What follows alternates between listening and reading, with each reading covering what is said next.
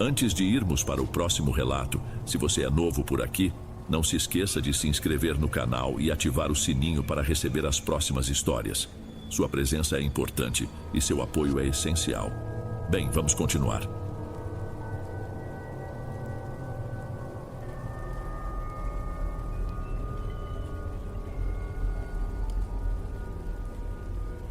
Ei pessoal, obrigado por ouvirem. Clique no sininho de notificações para ser alertado de todas as futuras narrações. Lanço vídeos novos todos os dias por aqui. Espero te ver nos próximos. Agora na tela vou deixar outros 2 bons vídeos que sei que irão gostar. Te vejo por lá.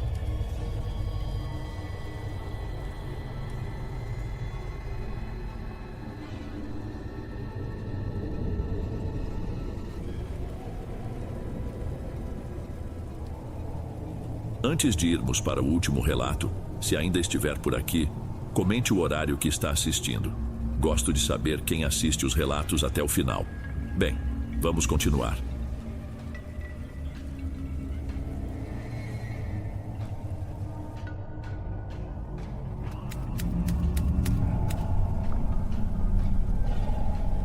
Cresci em um sítio rodeado de colinas onde todo dia começava antes do sol subir de verdade.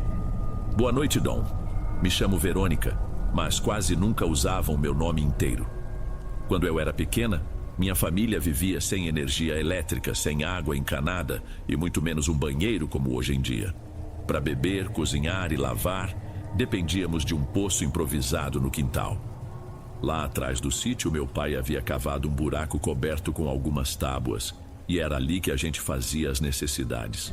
Era tudo simples, mas eu não achava ruim porque era a única realidade que conhecia. Minha mãe, Dona Conceição, sempre foi uma pessoa firme que falava duro e não aceitava muito questionamento.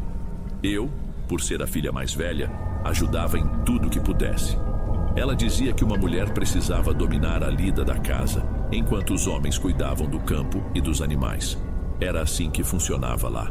Embora eu gostasse de estar ao ar livre, nunca me convidavam para acompanhar meu pai e meus irmãos. Não era proibido, mas também não me davam espaço. Sempre me incomodou sentir que eu estava presa à cozinha. Minha irmã mais nova, a Juliana, parecia se adaptar bem. Ela ficava perto da nossa mãe, aprendendo a cozinhar e a consertar roupa. Já eu adorava correr com os cachorros e pisar descalça na terra úmida. Quando não me viam, eu me aventurava perto do milharal, entrava na mata baixa, observava as plantas e perdia a noção do tempo. Certa vez, ainda menina, saí correndo atrás de um passarinho colorido que pousou num galho. Eu não percebi que estava longe demais e me perdi.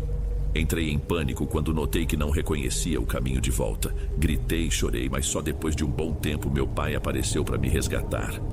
Naquela noite, minha mãe me deu uma bronca enorme, jurando que se eu me perdesse de novo, ninguém ia se dar ao trabalho de procurar. Ela falava de bichos selvagens, de homens que passavam por ali e podiam levar crianças. Aquele sermão foi tão pesado que eu ainda sinto um aperto no peito quando lembro. A vida lá era muito fechada, quase tudo que conhecíamos vinha do nosso próprio trabalho.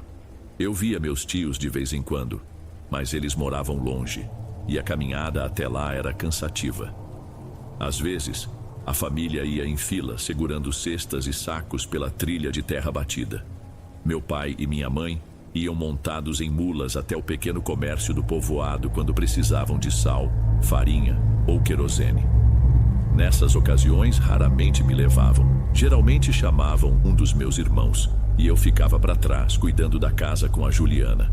Ela era mais tranquila, já eu me angustiava quando a noite chegava. Escutava estalos no telhado, latidos no terreiro, barulhos que faziam minha imaginação correr solta. Nós éramos em 5 ao todo, 3 meninos e 2 meninas. Meu pai sempre dizia que a parte pesada ficava com os homens, mas a base do sítio estava nas mulheres.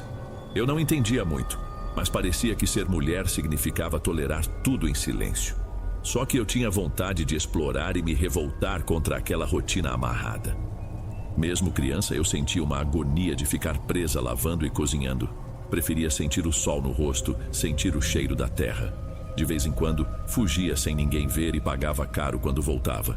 Levava bronca, mas para mim era a única forma de respirar. Não havia rádio nem televisão, Então a gente se entretinha com histórias contadas à luz de lamparinas. Minha avó, quando vinha nos visitar, falava que nem tudo que se movia por ali era bicho ou gente. Ela dizia que certas presenças rondavam as matas e que era melhor não invocar o que não podia ser compreendido. Eu me lembrei disso por muitos anos. Meu pai também me alertava para eu não andar sozinha. Ele não gritava como minha mãe, mas me falava sério. Contava que existiam seres que perambulavam pelas redondezas. Falava de rezas e amuletos que deveriam nos proteger quando alguém sentisse algo estranho. Dizia que se uma dessas criaturas cruzasse nosso caminho e a gente olhasse direto nos olhos dela, podia acontecer desgraça. Algumas lendas falavam de bruxos que viravam animais, outras de espíritos que habitavam as matas fechadas. Ele falava de um em especial que aparecia como um homem alto, de pele acinzentada, que sugava a energia de quem passasse sozinho por lá. Eu morria de medo quando ouvia essas histórias, mas ainda assim, depois de uns dias, me pegava de novo no meio da mata. Parecia que minha curiosidade falava mais alto. Às vezes eu achava uma flor com um cheiro diferente ou uma pedra brilhante e isso me encantava. Era como se a beleza da natureza vencesse meu medo. Tinha uma flor em particular que me atraía, mas era difícil de encontrar. Minha mãe a chamava de noite suave, com pétalas pequenas e brancas que exalavam perfume no fim do dia. Eu me enfiava entre os arbustos mais densos em busca dela. Se eu conseguisse levar uma flor para dentro de casa, pelo menos recebia um olhar menos ríspido. Apesar das advertências, eu continuava explorando. Sentia que ali eu era mais livre. Podia ser uma fase rebelde, mas gostava de me sentir dona dos meus passos. Meu irmão mais velho, o Caio, vivia preocupado. Ele chegou um dia em casa com o rosto abatido, dizendo que tinha visto um menino esquisito na beira do riacho, sozinho, onde a correnteza era forte. Caio contou que aquele menino parecia mais novo, mas estava em pé num trecho onde a água batia só na canela dele, o que era impossível para uma criança daquele tamanho. Também tinha manchas escuras nos braços e nas costas. Mesmo assim, o menino ria como se estivesse numa brincadeira inofensiva. Isso deixou meu irmão tão perturbado que ele passou o resto do dia calado. Caio era o mais forte entre nós, sempre corajoso, mas não quis voltar ao rio por uns dias. Avisou que algo estava estranho lá, e era melhor evitarmos aquela parte. Eu me assustei ao vê-lo tão sério. Naquela noite quase não dormi. Enquanto todo mundo apagava cedo para acordar no outro dia, eu só pensava na risada daquele menino. Ainda que não tivesse visto nada, minha imaginação pintava 1000 cenários na cabeça. Fiquei tremendo a noite toda, ouvindo cada barulho do vento lá fora. 3 anos depois dessa história, eu ainda andava sozinha quando dava. Foi numa dessas caminhadas que algo começou. Eu estava relativamente perto de casa, seguindo uma trilha que descia até um pomar de laranjeiras, quando notei alguém agachado mais à frente. Era um rapaz mexendo em algo no chão. Não ouvi seus passos. Ele parecia sozinho, vestindo roupas gastas, chapéu de palha. O jeito como estava curvado me deixou estranhamente desconfortável. Parecia não combinar com o ambiente, como se fosse parte de outra história. Tentei passar reto, mas ele me cumprimentou. "Bom dia!" A voz era calma e ele perguntou se eu podia ajudá-lo a montar uma armadilha para passarinhos. Eu hesitei, mas acabei parando. Ele mostrou uns gravetos entrelaçados segurados por barbante grosso. Disse que, colocando farelo de pão, conseguia capturar pequenos pássaros. Eu nunca tinha visto algo assim de perto, então me abaixei para olhar mais de perto. Ele parecia tranquilo, mas eu me sentia meio desconfortável. O cheiro dele era uma mistura de suor de quem andou muito sob o sol, com um toque esquisito que lembrava algo queimado. Eu tentava não encarar por muito tempo, mas notei que ele tinha pele clara, quase sem marcas, a barba rala e o rosto de alguém que não combinava com o lugar. Fiquei quieta, amarrando o barbante onde ele pedia. Ele me disse que se chamava Dirceu, sem dar sobrenome. Falou que os pais tinham um terreno do outro lado da colina. Eu nunca tinha ouvido falar de gente morando do outro lado, mas não perguntei muito. Alguma parte de mim quis acreditar. Quando terminamos, ele agradeceu e eu segui meu caminho, ainda pensando no que tinha acontecido. Não contei a ninguém. Achava que se falasse, minha mãe e meus irmãos ficariam dizendo que eu inventava coisas. Preferi guardar tudo para mim. Algumas semanas depois, vi Dirceu de novo. Ele usava a mesma roupa, o mesmo chapéu, como se não tivesse passado um dia sequer. Foi na parte mais funda do rio, onde a água corre gelada. Eu estava sozinha, procurando pedrinhas para jogar na água e deixá-las quicando na superfície. Ele surgiu entre uns arbustos e perguntou se eu tinha visto um cachorro preto que era dele. Falou que o bicho tinha fugido e ele estava atrás. Eu disse que não via cachorro nenhum há dias. Ele balançou a cabeça e se aproximou um pouco, olhando a margem do rio. Dessa vez notei algo diferente. Os olhos que antes pareciam castanhos, agora estavam quase verdes. Fiquei me perguntando se eu tinha reparado errado antes, mas aquilo mexeu comigo. Ele pediu minha ajuda para procurar o cachorro e eu, meio sem graça, aceitei. Fomos subindo um caminho cheio de mato, pedras escorregadias e árvores antigas. Durante a caminhada, ele falou que eu era bonita, que minhas tranças eram bem feitas e que me via sempre andando sozinha. Depois comentou que ouvia minha mãe reclamando comigo às vezes. Disse que na casa dele, as filhas podiam andar por onde quisessem, sem alguém no pé. Não sei explicar, mas aquilo mexeu com o meu orgulho. Eu sempre achei que as coisas fossem iguais em todo lugar, que trabalhar desde cedo e receber bronca fosse o normal. Ele plantou uma semente na minha cabeça. Talvez minha família não fosse tão boa assim comigo. Fiquei distraída e percebi que a gente se embrenhou numa parte da mata que eu não reconhecia. Falei que queria voltar, e ele virou o rosto, com uma expressão que eu não entendi direito. Continuamos em silêncio por um instante até que ele deu de ombros e foi se afastando. Eu decidi voltar sozinha. Levei um tempo para achar a direção de casa. Andei tentando lembrar as árvores maiores e a posição do sol. Quando finalmente vi o telhado lá embaixo, senti um alívio misturado com estranheza. O que tinha sido aquilo? Ele realmente morava do outro lado ou estava só inventando? Nos dias seguintes não vi Dirceu em lugar nenhum, mas percebi que havia várias armadilhas iguais à que ele me mostrou, em lugares diferentes. Algumas estavam quebradas, outras nem pareciam ter sido checadas. Senti uma vontade esquisita de segui-las como se fossem pistas deixadas por ele. Eu pensava muito nele sem entender bem porquê. Talvez fosse a forma como falava comigo, me elogiando, me fazendo questionar a vida que eu levava. Algumas vezes me pegava presa em pensamentos, me perguntando se deveria contar tudo a Juliana, mas desistia para não gerar confusão. Perguntei ao Caio se ele conhecia alguém morando do outro lado da colina. Ele só respondeu que era impossível, pois ali tinha muita mata fechada. A gente já tinha até perdido um bezerro que correu naquela direção e nunca mais acharam rastro. Ainda assim, eu não conseguia tirar Dirceu da cabeça. Queria revê-lo, saber mais. Me incomodava porque eu também sentia medo. Era algo dúbio. Metade de mim queria ficar longe, a outra metade queria respostas. Passei a observar todo canto quando saía para pegar lenha ou buscar água. Apareciam armadilhas em lugares diferentes e eu parava para ver se ele surgia. Nada, mas sentia como se estivesse sendo seguida. Uma presença silenciosa que pairava. Era um trem misturado de curiosidade e agonia. Com o tempo fui ficando tensa sem saber lidar com minhas próprias sensações. Tentava esconder, mas minha mãe percebia que eu andava mais distraída. Ela me dava cada vez mais tarefas. E eu fazia tudo rangendo os dentes, sem reclamar, mas minha cabeça estava em outro lugar. E então aconteceu o que eu temia. Num fim de tarde, minha mãe me chamou a atenção na frente dos meus irmãos, dizendo que eu fazia tudo de má vontade, que não passava de uma ingrata. Eu, com a raiva entalada, acabei respondendo. Foi a primeira vez que ergui a voz. Ela partiu para cima de mim, me segurou pelo braço e começou a me sacudir, gritando. Naquele momento, eu não quis ficar ali nem mais um segundo. Me desvencilhei e corri porta afora, sem me importar para onde estava indo. Corri mata adentro, ignorando galhos que me arranhavam. O céu já estava escurecendo e eu só queria subir. Foi quando ouvi uma voz me chamando.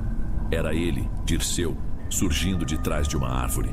Falou como se já me esperasse. Você não precisa mais passar por isso, lá em casa é diferente, você vai ter paz. Eu não pensei em nada. Tinha o rosto molhado de lágrimas e uma revolta que queimava no peito. Ele pediu que eu o acompanhasse até o tal sítio do outro lado, só para me acalmar. Não sei por que aceitei tão rápido, mas me agarrei àquela ideia de liberdade. A gente andava sem rumo aparente, pisando em folhas secas, galhos caídos. Ele me dizia coisas que me deixavam ainda mais furiosa com a minha família. Falava que eles não me valorizavam, que me viam como uma serviçal. Isso foi me enchendo de rancor e cada passo que eu dava me afastava ainda mais da casa. Mas, de repente, ouvi barulhos estranhos atrás de nós, como se algo pesado se movesse entre a vegetação. Virei para olhar e não vi ninguém, mas meu coração disparou. Falei que queria voltar, mas Dirceu fingiu que não ouviu. Continuei seguindo porque estava confusa e não queria ficar sozinha naquela mata escura.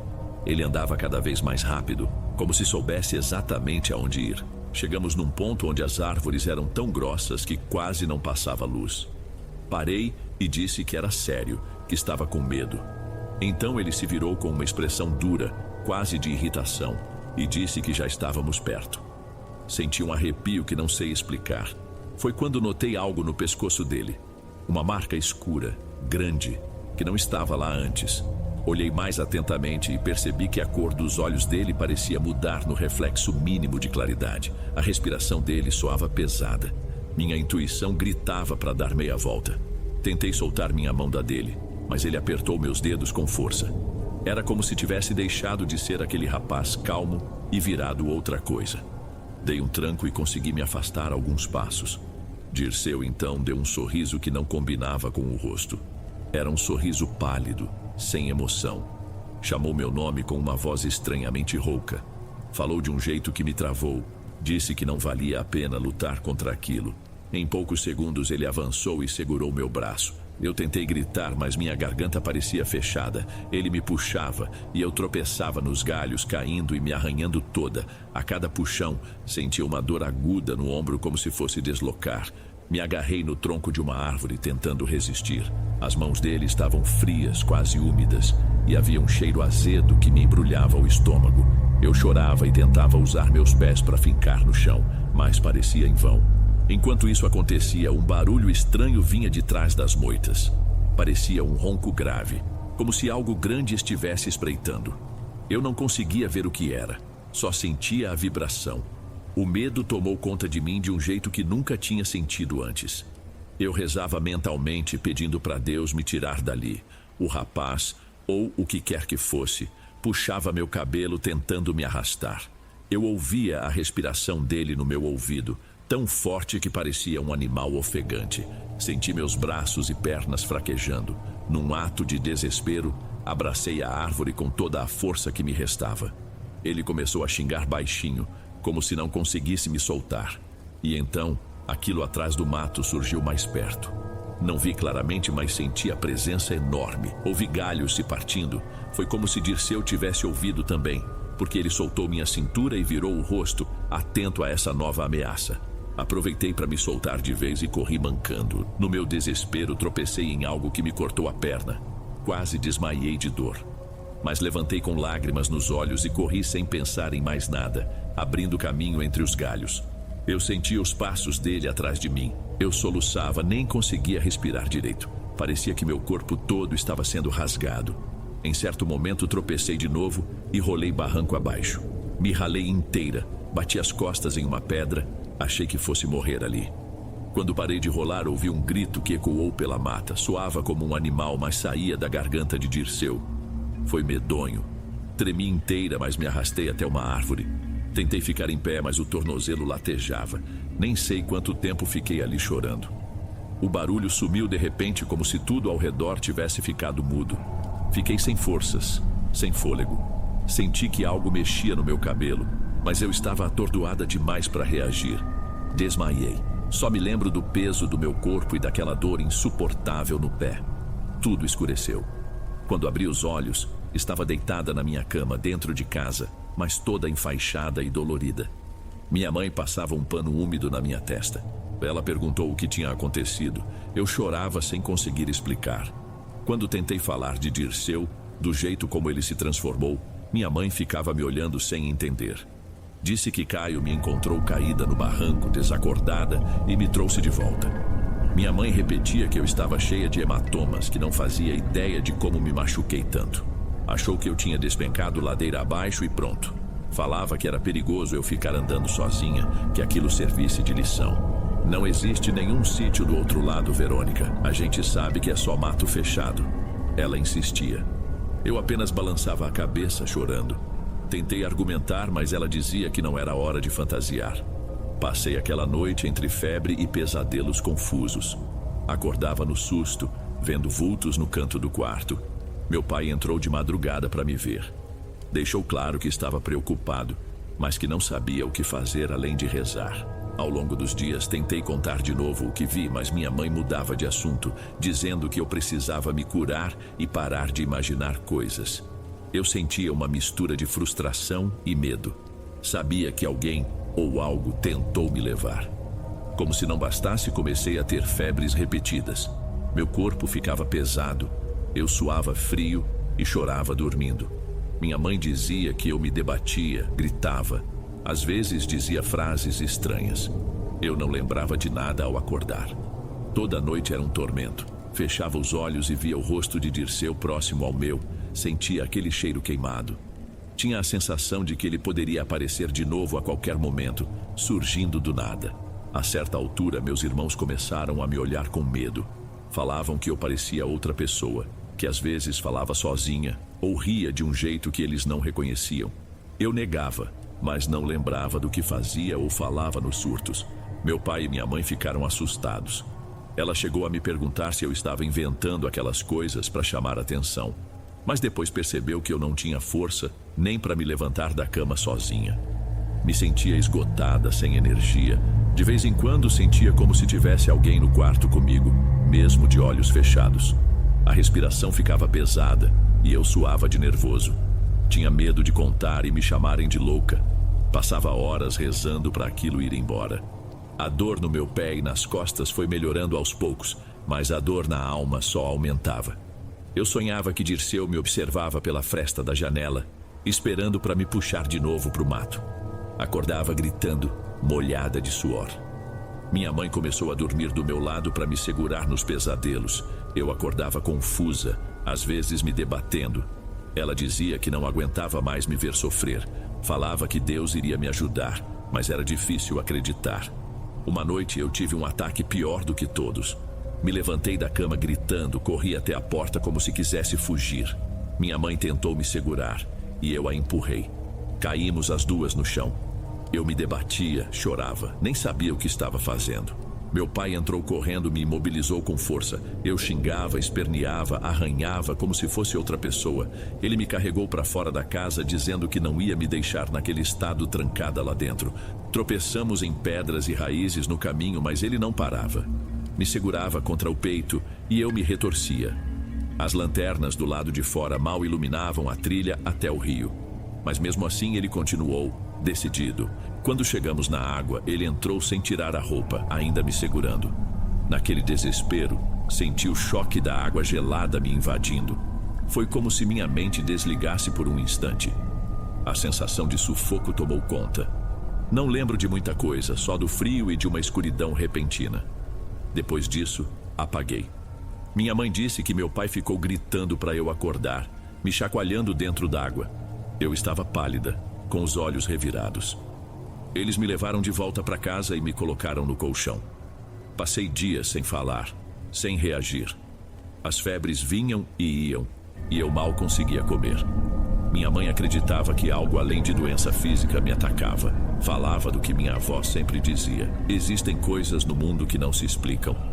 Meu pai, que sempre foi mais calado, rezava do meu lado. Ele confessou que nunca tinha visto nada parecido na vida. Falava que, se fosse doença, eu teria melhorado ou piorado de forma normal. Mas o que acontecia comigo parecia fugir da lógica. Fiquei alternando entre surtos e momentos de total apatia. Às vezes tentava sair correndo do quarto, quebrando coisas pelo caminho.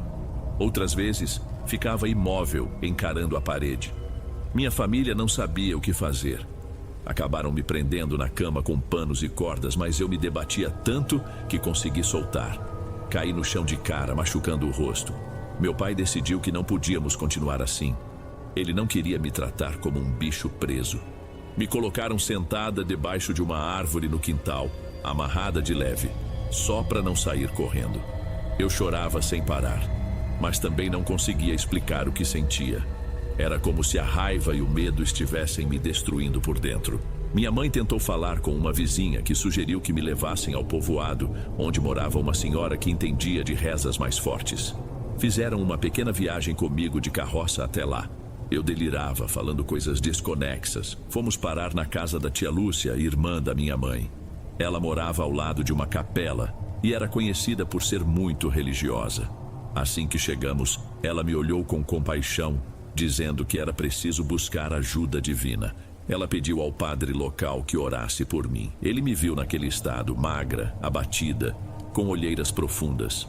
Conversou com a minha mãe, mas não entendeu direito o que estava acontecendo. Mesmo assim, aceitou tentar me abençoar. Eu praticamente não falava. Ficava sentada no canto do quarto da tia Lúcia, olhando para o vazio. Quando alguém tentava falar comigo, eu tinha dificuldade de responder. Era como se minha mente estivesse em outro lugar. O padre começou a rezar comigo todos os dias, usando um pequeno crucifixo e água benta. Algumas vezes, eu tinha crises durante a reza, gritava, me contorcia, mas ele continuava firme, pedindo para que eu tivesse fé. Minha tia e minha mãe acendiam velas e rezavam o terço do meu lado. Meu pai, embora fosse mais reservado, passava por ali para ver se eu melhorava. Eu ouvia as orações como um eco distante, sem saber direito o que pensar. As semanas foram passando e pouco a pouco fui voltando a mim. Comecei a comer melhor, a responder quando me chamavam. Minha mãe chorava de alegria, dizendo que aquilo era milagre. Eu ainda sentia um peso no peito, mas já conseguia conversar. Meu corpo ainda doía. Tinha marcas de arranhões nos braços, cortes nas pernas, e cada mancha me lembrava o que tinha vivido. Mesmo sem entender racionalmente, eu sentia que tinha escapado de algo terrível. As pessoas perguntavam se eu lembrava do que fazia durante as crises. Eu sacudia a cabeça negando. Era como se outra pessoa assumisse meu lugar. Eu só recordava fragmentos, gritos, a sensação de estar encurralada. Minha mãe me abraçava pedindo desculpas por ter sido tão dura comigo. Dizia que entendia minha revolta, mas jamais imaginou que as coisas chegariam nesse ponto. O padre aconselhou que a família tivesse mais paciência e diálogo. Não voltei para o sítio de imediato. Fiquei algumas semanas na casa da tia Lúcia para repousar. Comecei a dormir um pouco melhor, apesar de ainda acordar assustada às vezes, sonhando que Dirceu me espreitava de algum canto. Lá, a rotina era mais calma. Eu fazia pequenas tarefas para me distrair, como organizar a cozinha ou varrer o quintal. O padre aparecia de vez em quando para rezar, me lembrando de manter a fé, mesmo que eu ainda tivesse medo. Voltar para o sítio foi difícil. Eu sabia que teria que encarar o lugar onde tudo aconteceu. Minha família foi me buscar com o cuidado de quem carrega uma louça frágil. No caminho, eu olhava para o mato e sentia arrepios. Quando cheguei, meu pai já tinha construído um pequeno cômodo novo para mim, onde eu pudesse ficar com mais privacidade. Minha mãe tentava não brigar, conversava de forma mais suave. Era como se eles quisessem me proteger de mim mesma. Os primeiros dias foram estranhos. Eu acordava durante a noite chorando com a certeza de que Dirceu estava do lado de fora, mas encontrava só o escuro e o silêncio. Me cobria até a cabeça, implorando para que fosse só paranoia. Meus irmãos voltaram à rotina de cuidar da roça e eu tentava ajudar em tarefas leves. A dor no tornozelo ainda me atrapalhava, mas eu ia me movimentando com cuidado. Mesmo assim, toda vez que eu passava perto do barranco, lembrava do dia em que quase morri lá. Minha mãe passou a ser mais compreensiva. Quando me via olhando para o nada, sentava do meu lado e ficava em silêncio, me dando tempo. Acho que ela percebeu o quanto nossa relação tinha sido difícil. Eu também senti que precisava perdoar. Em algumas noites eu tinha a sensação de estar sufocando, como se tivesse engolido água de novo. Mas me acalmava rezando baixinho. Meu pai aparecia de lanterninha se ouvisse meu choro, me abraçava e dizia que estava tudo bem, que ninguém ia me machucar mais. Foi assim que fui retomando a vida, embora nunca mais tenha sido a mesma. Às vezes, eu ainda escutava barulhos na mata e lembrava do Dirceu, mas não tinha certeza se aquilo era medo ou algo real. Preferia não arriscar. O tempo passou e deixei de ser só a menina curiosa. Cresci, casei, tive 2 filhos. Saí do sítio para morar num lugar menos isolado, mas nunca me esqueci do que passei. De vez em quando lembro da sensação de estar sendo arrastada. A parte mais estranha é que, mesmo adulta, às vezes sinto que ele não se foi. Vou pendurar roupas no varal, sinto um arrepio e olho em volta. Nada. Mas algo me diz que aquela presença se grudou em mim de algum jeito. Tentando superar, procurei rezadeiras e benzedeiras que usavam ervas, defumações, orações fortes. Algumas disseram que eu precisava curar minha raiva, pois era disso que a criatura se alimentava. Outras falavam de cortar o laço com aquele espírito. A verdade é que com o tempo as coisas foram melhorando. Não tenho mais ataques como antigamente. Só carrego as lembranças e, vez ou outra, sonhos perturbadores. Aprendi a não ignorar meu instinto quando sinto perigo. Minha mãe e meu pai também amadureceram depois de tudo. Às vezes, ela me diz que gostaria de voltar no passado e me ouvir mais, me dar mais liberdade, ter me entendido. Eu respondo que a gente não pode mudar o que foi, mas podemos viver diferente agora. Meu irmão Caio raramente fala do que viu naquele rio, mas confessa que depois de me socorrer, passou muito tempo sem se aproximar da água. Disse que chegou a notar pegadas pequenas na margem, mas não quis investigar. Eu nunca mais vi Dirceu de verdade, mas já sonhei com ele. Às vezes, surge no meu sonho como um simples rapaz de chapéu, me chamando para seguir um caminho na mata. Acordo suando, com o coração disparado, mas agora sei que foi só uma lembrança. Ninguém explica exatamente o que aconteceu comigo. Alguns acreditam que foi um surto causado por traumas. Outros falam que algo sobrenatural me enganou quando eu estava vulnerável. Eu não sei qual resposta é certa, só sei que o medo que senti foi real, assim como as marcas no meu corpo. E de alguma forma, eu saí daquilo mais consciente de quem eu sou. Entendi que às vezes a gente se revolta não só pela vida que tem, mas pela falta de voz que sente. Hoje mantenho sempre um cuidado maior com meus filhos. Não os proíbo de brincar, mas os oriento a serem atentos, a conhecerem os limites. Conto algumas histórias para que eles valorizem a vida, mas evito dizer todos os detalhes do que vivi. Meu pai, antes de falecer, me chamou para uma conversa. Ele disse que lamentava o dia em que me viu saindo de casa aos prantos e não correu atrás de mim de imediato. Falou que se sente culpado, mas eu o perdoei porque sei que ele não entendia meu jeito. A vida segue, mas a lembrança do que passei no sítio nunca foi embora. Quando a noite está muito silenciosa, sinto o coração acelerar e fecho os olhos com força, pedindo que nenhum fantasma volte a me assombrar. A parte mais dolorida é lembrar de como confiei em Dirceu. Ele parecia sincero, me fazia acreditar que encontraria liberdade ao lado dele. Hoje vejo que nem tudo que surge com um rosto bonito é humano e que a solidão pode nos tornar presas fáceis. Ainda me pergunto se ele era uma pessoa mesmo, uma entidade ou algo inventado pela minha cabeça. Seja como for, o risco que corri foi real e as feridas demoraram para cicatrizar. Há noites em que ainda acordo chorando. Minha mãe costumava dizer: quando a gente está confusa, qualquer voz suave pode soar como esperança. E foi exatamente o que aconteceu. Eu estava carente de afeto e atenção, e ele se apresentou com as palavras certas para me conduzir. Por isso, alerto quem escuta meu relato. Cuidado ao subestimar seus próprios sentimentos. Às vezes, nossa fraqueza interna atrai coisas que se aproveitam de nós. É preciso ter firmeza, mesmo quando a vida parece injusta. Se eu não tivesse tanta raiva dentro de mim, talvez não tivesse confiado tão rápido em alguém estranho. Mas não adianta lamentar. O passado não muda. O máximo que podemos fazer é aprender e não deixar que o mal nos agarre de novo. Depois que casei, melhorei bem, mas ainda procurei ajuda de uma curandeira quando me mudei. Ela disse que eu trazia um laço antigo com uma sombra que tentou me dominar. Rezei durante muitas semanas pedindo libertação. Mesmo assim, vez ou outra, sinto aquela pontada de medo no peito. Sigo em frente, mas não ignoro o que vivi. Foi um episódio que me fez ver a força que tenho e também a fragilidade do ser humano diante do desconhecido. No lugar onde moro atualmente, às vezes as pessoas contam histórias de aparecimentos, de luzes estranhas nos canaviais. Eu ouço, mas guardo para mim a minha experiência. Não quero ser motivo de chacota nem de espanto. Aprendi que o silêncio pode ser um escudo, mas também pode ser uma prisão. No meu caso, contar o que passei alivia o peso. É por isso que hoje resolvi falar para quem quiser ouvir, que há momentos na vida em que o perigo não se mostra como monstro, e sim como um rosto gentil. Não tenho a pretensão de provar nada, só compartilho porque, se existir alguém vivendo situação parecida, talvez encontre forças para reagir. Nem sempre quem nos faz mal chega de forma agressiva. Às vezes chega com sorriso e promessas. Ainda carrego umas cicatrizes físicas e emocionais. Mas aprendi a cuidar de mim, a defender minha liberdade sem cair em armadilhas de quem oferece uma saída fácil. E também me aproximei mais da minha família. Hoje entendo que eles também eram vítimas das próprias limitações.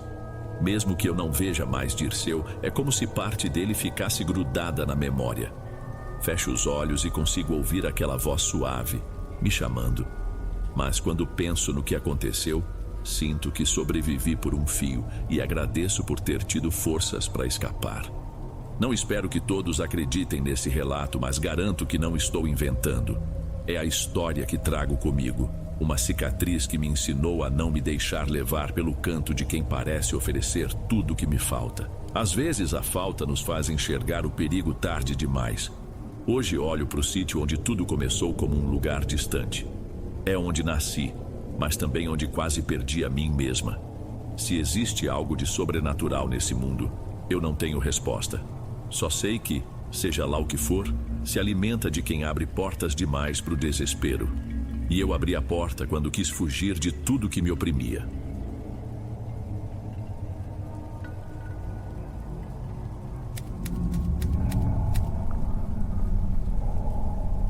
Boa noite, Dom. Meu nome é Mariana. Tenho 30 e poucos anos, sou casada e tenho um filho que já entrou na escola faz um tempo. Até pouco tempo atrás, eu fazia um trajeto em uma estrada de terra para visitar minha mãe, Dona Tiana, que mora num sítio afastado. Ela cultiva frutas e prepara compotas caseiras. É um trabalho simples, mas que sempre sustentou nossa família, pois ela vende os potes para o pessoal da região. Faz tempo que venho ajudando nesse negócio, indo e voltando entre a casa dela e a minha, entregando encomendas para quem mora em comunidades próximas. Por mais que muitos amigos e parentes tenham me alertado sobre os perigos daquela estrada, eu nunca dei muita bola, porque cresci nesse lugar. Desde criança, acompanho minha mãe na lida e sempre a vi trabalhando no pomar. Aprendi a dirigir cedo o primeiro moto, depois um pequeno quadriciclo que comprei de um vizinho bem velho, mas que funciona até hoje. Fui me acostumando com o silêncio do caminho, com as subidas íngremes, o barro depois da chuva, essas coisas. Quando chove forte, a estrada fica quase intransitável, mas a gente tenta se virar. Uns anos atrás, muita coisa ruim aconteceu por lá. Havia grupos armados que apareciam do nada. Teve gente que desapareceu.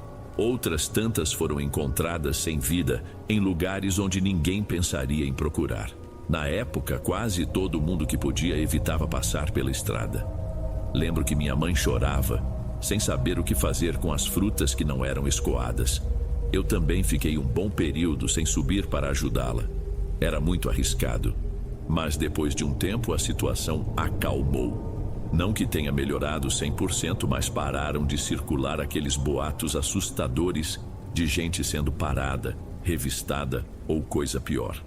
Ainda assim, volta e meia alguém encontrava vestígios de violência, como cartuchos de bala ou manchas no mato, lembrando que o perigo não estava completamente afastado. Só que mesmo quando tudo parecia ter voltado ao normal, algumas histórias começaram a rolar. Uns diziam que em determinadas curvas aparecia uma forma escura como se fosse alguém agachado. Outros falavam que de noite podia surgir uma figura encolhida atrás de uma árvore, quase sempre em trechos onde houve alguma tragédia. Quando ouvi essas histórias, achei que fosse coisa de quem quer botar medo nos mais ingênuos. Porém, confesso que, depois que voltei a fazer o caminho sozinha, comecei a sentir um incômodo diferente. Uma sensação estranha que eu não sei explicar.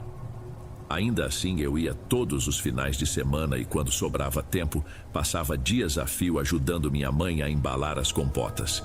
Os clientes do povoado esperavam ansiosos pelo doce caseiro e eu não tinha quem substituísse esse serviço. Meu marido, Murilo, até tentou me acompanhar algumas vezes, mas ele tem o trabalho dele e meu filho fica com a sogra durante a semana. Então, acabei assumindo essa rotina por conta própria. Meu pai mora na cidade, mas de vez em quando aparece para ajudar com o pomar. É ele quem conserta as telhas do galpão e faz os reparos na casa. Minha mãe sempre foi muito ligada à fé, mesmo sem frequentar a igreja com regularidade. Ela gosta de receber a bênção de uma benzedeira que mora perto de lá. E certa vez insistiu para eu levar uma fita vermelha no braço. Disse que era boa para afastar olho grande e qualquer energia ruim. No início achei exagero, mas passei a usar por consideração a ela. Eu não rezava nem nada, mas gostava de saber que tinha aquela fitinha como uma espécie de símbolo de proteção. Certo dia precisei subir ao sítio em plena semana, à tarde, coisa que eu quase nunca fazia, porque o fluxo de encomendas era menor durante o período letivo. Só que apareceu uma chance boa de vender mais compotas numa feira local, então me organizei para resolver tudo. Eu tinha dormido pouco na noite anterior, pois fiquei finalizando etiquetas, e estava um pouco cansada. A viagem de ida foi tranquila, embora o caminho estivesse cheio de valetas por conta de uma chuva forte do dia anterior. Fiquei na casa da minha mãe até escurecer um pouco mais, ajudando a rotular os potes. Ela, percebendo que ia cair outra garoa, me alertou. Filha, é melhor ficar aqui. De manhã você desce cedo. Mas eu estava determinada a chegar em casa naquela noite. Queria deixar tudo preparado para o dia seguinte. Meu marido tinha ficado com nosso filho e, além disso, eu precisava separar as entregas. Antes de partir, chequei com cuidado as cordas que prendiam 2 caixas grandes atrás do quadriciclo, para ter certeza de que estavam firmes. Acabei me despedindo e peguei o quadriciclo. Já estava escuro. Liguei o farol e segui devagar. Uns 15 minutos depois percebi que a garoa ia virar uma chuva de verdade. As gotas começaram a bater no meu rosto e a lama deixou o chão escorregadio. Estava tudo muito parado, sem barulho de vento ou coisa assim, mas as árvores estalavam de vez em quando. Tentei manter a calma. Conheço cada curva, mas com a chuva fica complicado. A cada poça, eu reduzia a velocidade para não cair em buracos mais fundos do que pareciam. Passei por uma curva mais aberta perto de um barranco onde o mato estava baixo. Foi nesse ponto que, pela primeira vez, tive a sensação de ter visto algo na beira do caminho. Não dava para definir muito bem, mas parecia um homem sentado ou talvez fosse só um tronco de árvore. Fiquei olhando de rabo de olho, tentando entender o que era. O farol iluminou um vulto escuro, mas, quando cheguei mais perto, não consegui distinguir nada além de galhos retorcidos. Então concluí que fosse só a vegetação. Continuei. Mais uns minutos e a chuva começou a apertar, a ponto de eu não enxergar quase nada. Consegui chegar a um trecho ligeiramente plano, onde um fazendeiro mantém algumas vacas, mas não há cercas com arames ou algo que pudesse assobiar ao vento. Tive a impressão de que ouvi um assobio, mas não vi ninguém ali. Achei esquisito, porque àquela hora e com aquele tempo ninguém ficaria do lado de fora. Apertei o guidão, engoli em seco e segui em frente. Depois de uma ladeira, comecei a me sentir mais cansada do que o normal, até meio tonta. Talvez fosse a soma de preocupação, falta de sono e esforço físico. Sabe quando parece que o ar fica pesado? Fiz um esforço para não desacelerar tanto, senão o quadriciclo iria patinar. Nesse instante, algo me fez olhar para a direita. Havia uma árvore enorme com o tronco inclinado. Debaixo dela, tive a sensação de ver uma sombra meio encurvada. Não dava para dizer se era uma pessoa ou se eu estava imaginando coisas. O farol pegou de raspão e aquele contorno escuro simplesmente desapareceu. Fiquei arrepiada, não de frio, mas de puro desconforto.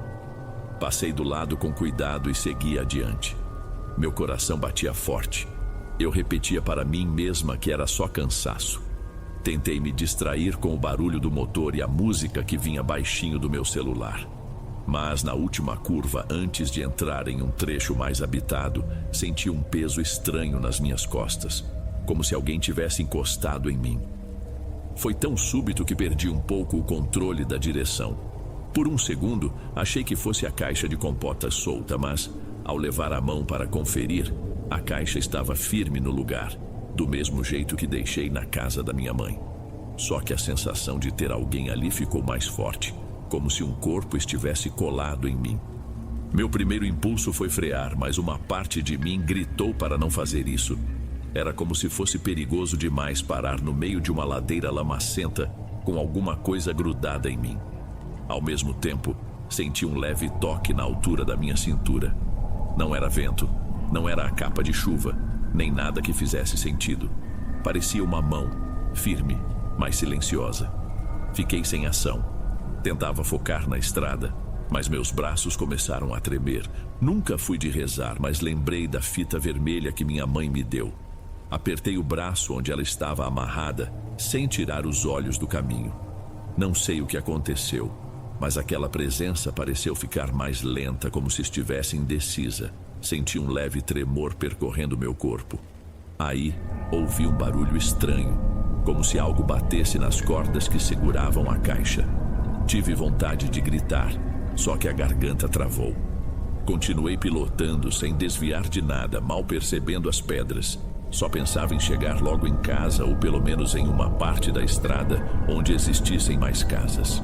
A chuva ainda caía, mas agora eu nem a sentia direito. Estava mais preocupada em sair daquela situação. Em certo ponto, quando as primeiras luzes de algumas residências começaram a aparecer, percebi que a pressão nas minhas costas diminuiu, como se aquela coisa estivesse escorregando e desistindo de ficar ali. E então, de repente, o peso sumiu. Não parei de dirigir até chegar à pequena vila que fica antes da minha casa. Parei só quando vi um poste de luz aceso. Precisava de 1 minuto para respirar, pois quase perdi as forças nas pernas. Não tive coragem de verificar a caixa em detalhes naquele momento, mas olhei por cima e aparentemente tudo estava intacto. Fui embora rápido, cheguei em casa e nem sei dizer como consegui dormir depois. Fiquei tremendo um tempo, sem contar nada para meu marido. No dia seguinte precisei acordar cedo para cuidar das entregas na feira. Mais tarde conversei com minha mãe e contei tudo. Ela olhou para mim preocupada e apenas disse: às vezes certas coisas ruins permanecem presas nesses lugares. Continue usando essa fita, viu? No domingo seguinte fui numa celebração simples na capela mais próxima. Pedi para o padre me abençoar, sem entrar em detalhes. Ele colocou a mão no meu ombro e disse: que seus caminhos sejam protegidos. E é só o que posso contar. Não sei ao certo o que me aconteceu naquela noite, se foi fruto do medo acumulado ou se havia mesmo alguma coisa pairando na estrada. Só sei que não quero passar por isso de novo.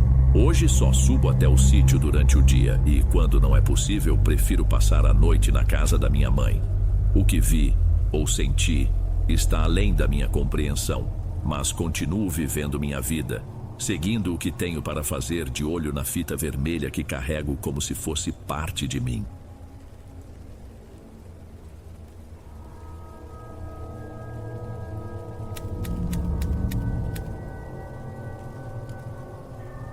Boa noite, Dom.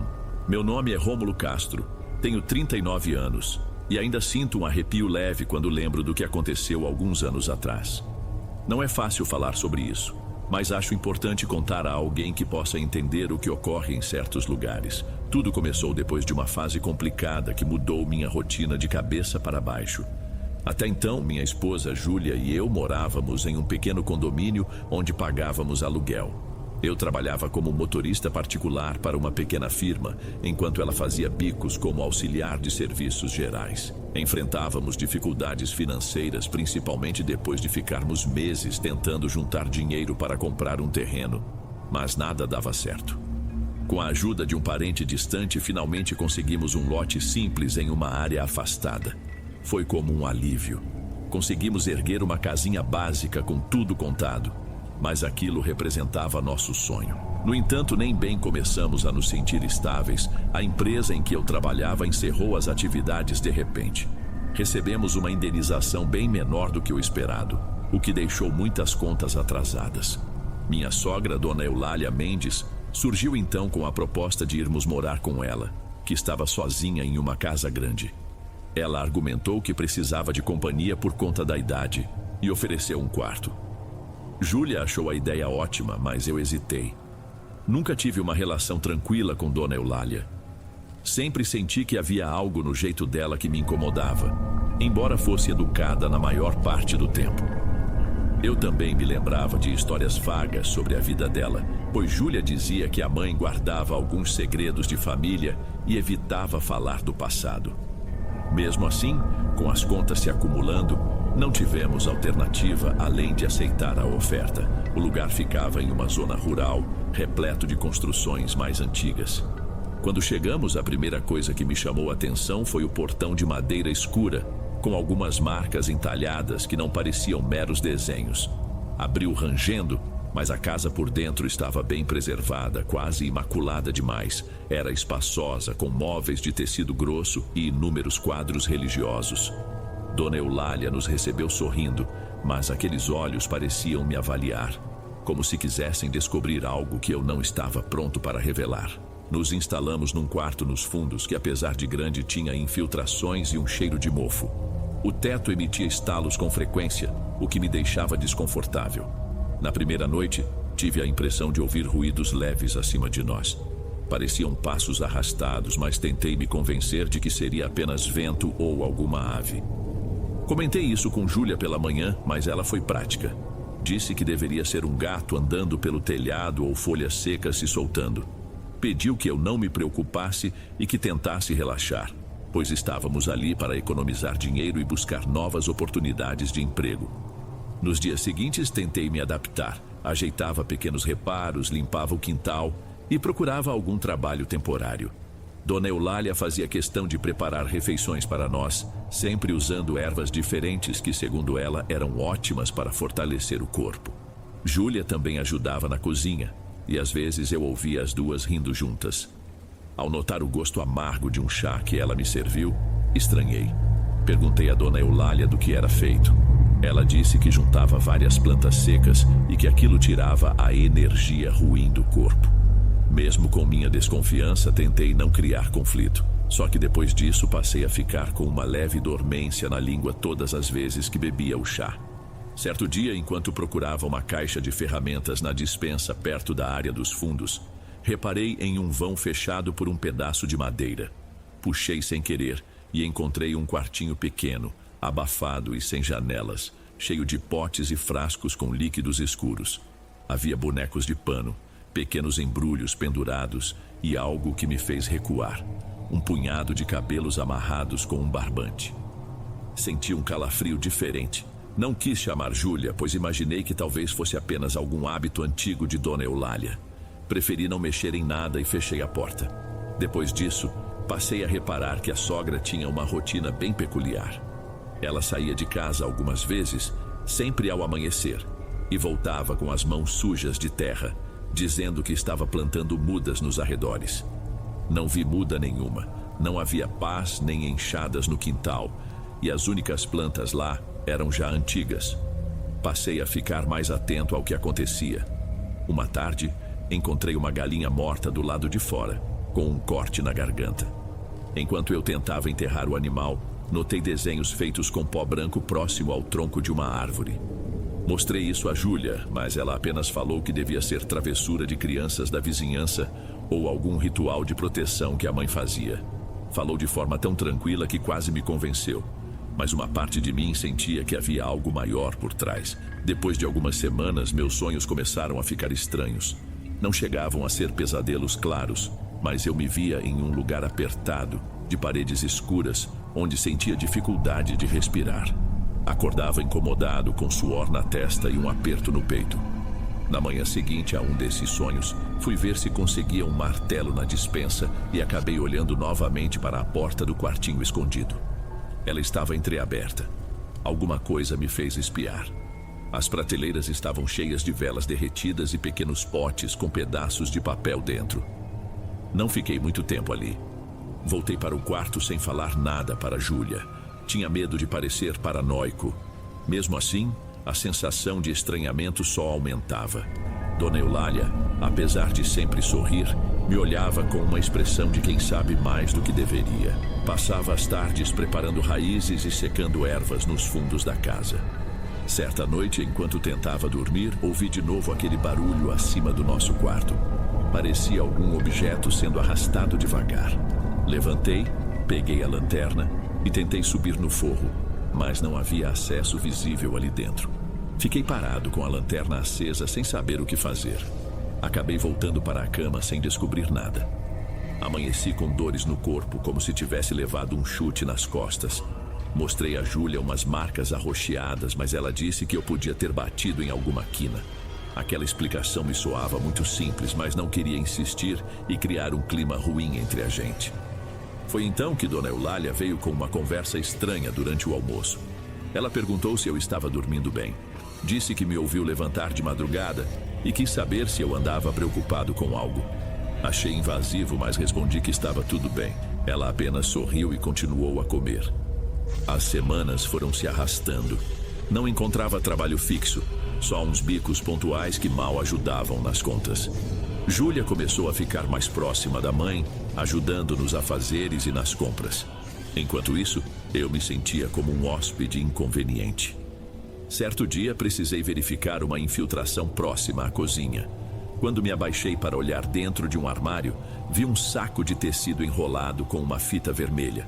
Abri por curiosidade e encontrei unhas cortadas, fios de cabelo e algo escrito em um pedaço de tecido manchado. Fechei depressa, coloquei de volta e fingi que não vi. Não conseguia tirar aquilo da cabeça, tinha a sensação de que alguém fazia algum tipo de feitiço.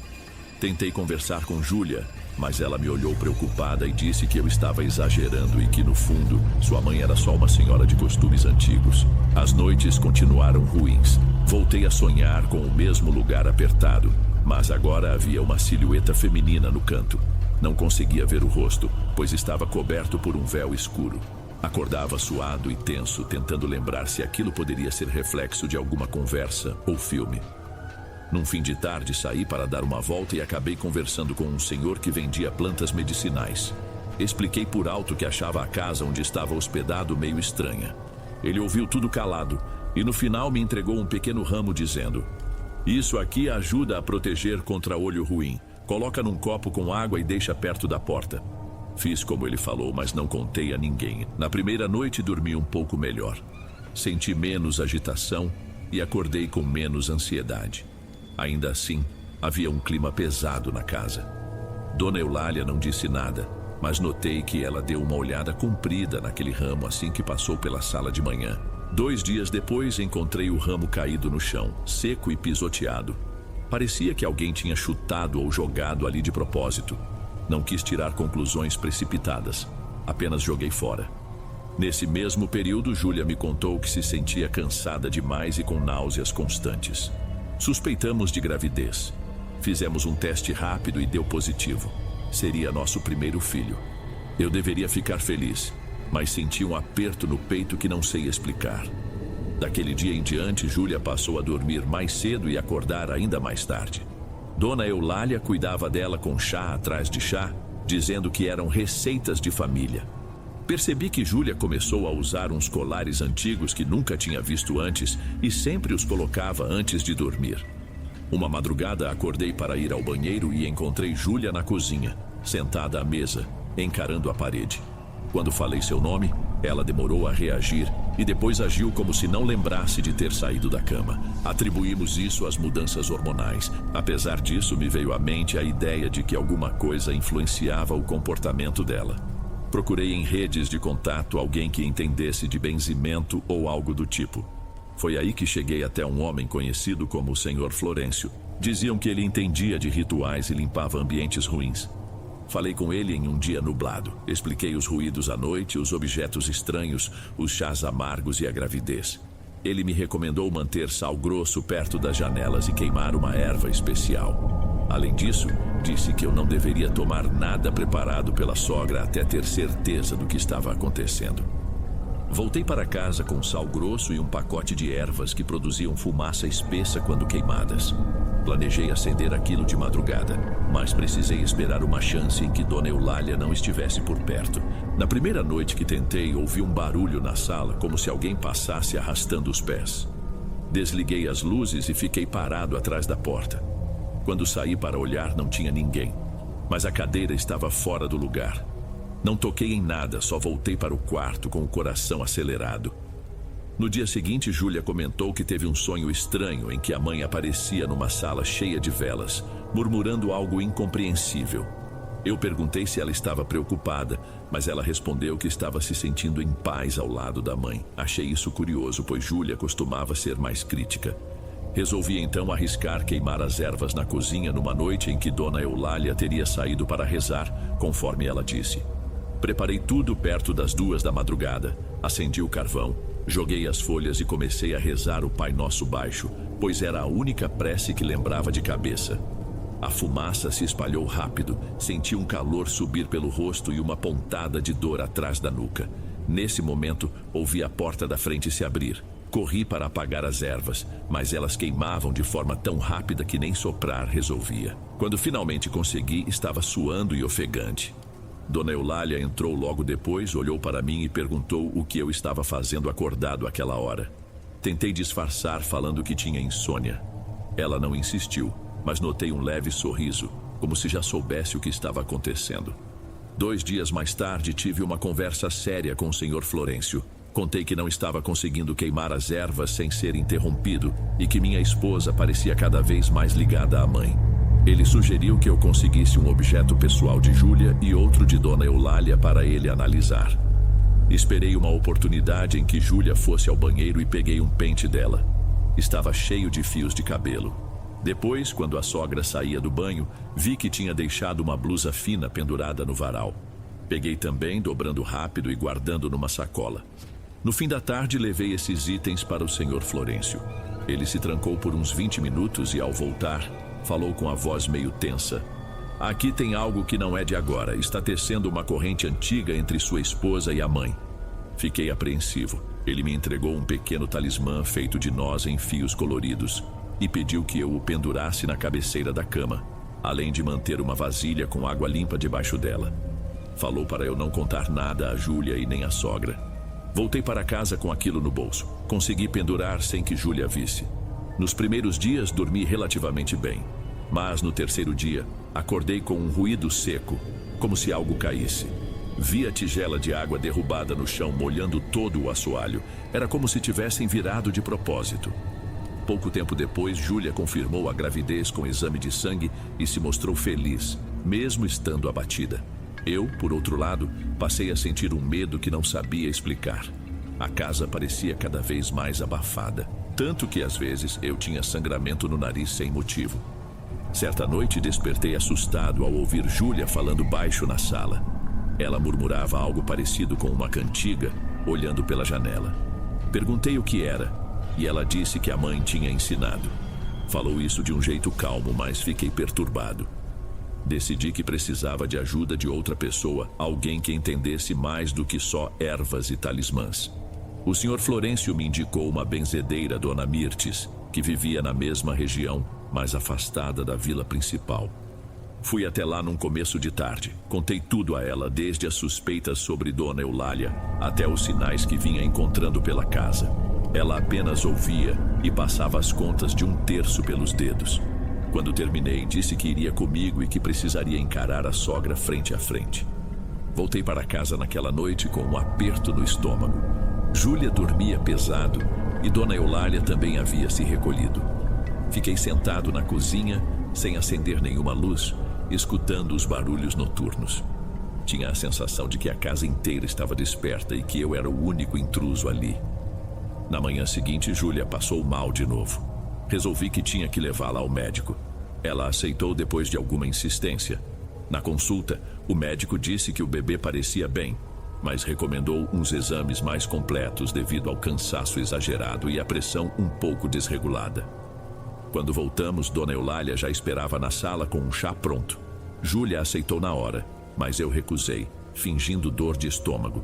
A sogra não questionou, mas me olhou de um jeito que me fez suar frio.